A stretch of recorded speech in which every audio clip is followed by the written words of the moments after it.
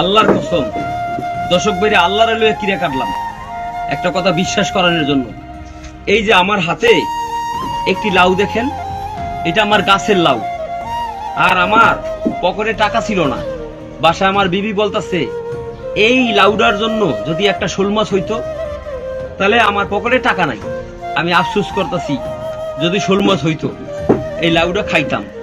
তো ভাই আমি রোডে গেছি, হাঁটতে গেছি, একজনের শুনছি একটা লাশ হাসপাতালতে আসতেছে, সেটা গোসল করাবো নিয়াত করছি, বাসার থেকে বের হয়ে গেছি।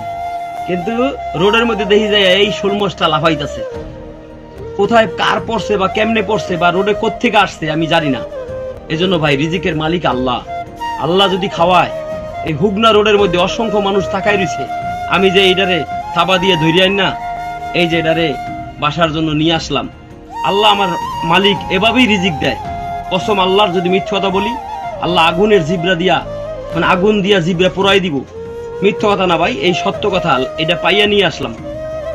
এখন খাওয়া জায়েজ আছে কিনা এটা ইমাম সাহেবকে জিজ্ঞাসা করে পরে খাবো।